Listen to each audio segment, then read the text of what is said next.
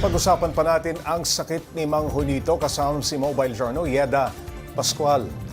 Nako, Yeda, napacheck ba agad ni Mang Junito ang bukol sa kanyang likod nung gadyolen pa lamang ang laki nung bukol? At bakit tumagal ng ganito, napabayaan? Yes. Oh. Ayun, Pops Ray, sabi naman ni Tatay Juanito sa akin, ang kwento niya kasi talagang inagapan niya naman, talagang napacheck up agad siya sa ospital. Actually, ginamit niya pang araw noon yung kinita niya sa pag-harvest ng mais. Okay. Pero sabi niya, talagang kulang na kulang pa nga kasi hindi niya naman inasahan na i-admit siya ng 1 buwan. Pero sa loob ng 1 buwan na yun, wala namang nakitang findings, hindi naman masabi pa kung ano yung kanyang sakit.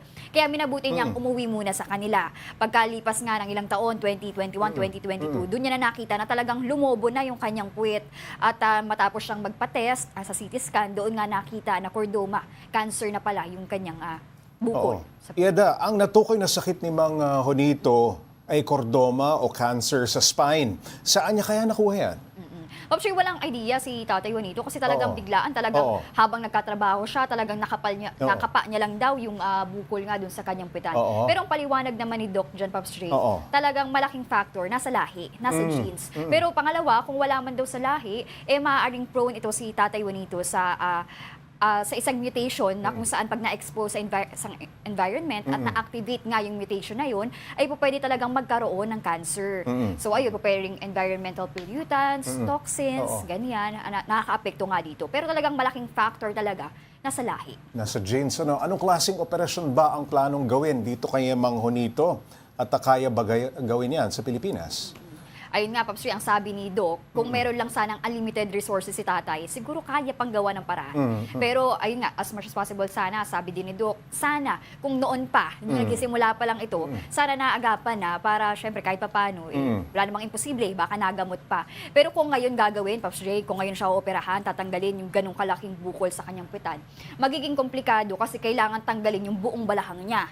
Pag sinabing buong balakang, doon nakakabit yung pitan natin, doon yung daanan ng ihi natin, Maraming pati yung hawak binti. yung balakang Yes, pati yung mga binti natin. So magiging komplikado para sa kanya. Kaya ang payo ni Doc kay Tatay Juanito, sumailalim muna siya sa biopsy kung saan kukuha nga ng kaunting laman doon sa kanyang bukol. Pagkatapos i-test yun, doon mako-confirm kasi kung talagang anong uri ng cancer. Pagkatapos Anong noon, klaseng operasyon? yes, kung anong treatment, kung ilang radiation nga. At kaya ba yan? chemotherapy. Kaya ba gawin yan sa Pilipinas? Yes, Pops Ray, kayang gawin sa Pilipinas. Yun lang, talagang pera ang kailangan. Ayun. Sino ngayon ang nag-aalaga kay Mang Junito, Yeda? Pops Ray, yung kanyang may 4 siyang anak, yung dalawa may sarili ng pamilya, yung bunso nag-aaral. Yung misis niya kasi isang OFW, pero syempre hirap pa din sa abroad. At kapitbahay niya lang naman yung kanyang mga kapatid. So minsan, dinadalahan daw siya ng pagkain, nilulutuan siya. Tapos yung mga kapatid niya rin yung talagang nag-aalalay sa kanya, pinupunasan siya araw-araw, mga ganung bagay. Yeda, may mga tulong na natanggap si Mang Junito, ano? At nakita nga natin na uma-assiste yung isang grupo ng mga riders, no? Yung Libakaw Riders Club. And nasaan na yung ipon nila? May naipon ba sila in the past at magkano pa ang kailangan nila? Yes. Pops Ray, naka-likom yung charity ride for a cause nga ng Libakaw Riders Club ng mga around 8,000 pesos. Ayun, so yung halaga naman na yun, syempre saan mo ba kikitain yun sa panahon ngayon, di ba? Lalo na si tatay, hindi naman siya nakakatayo.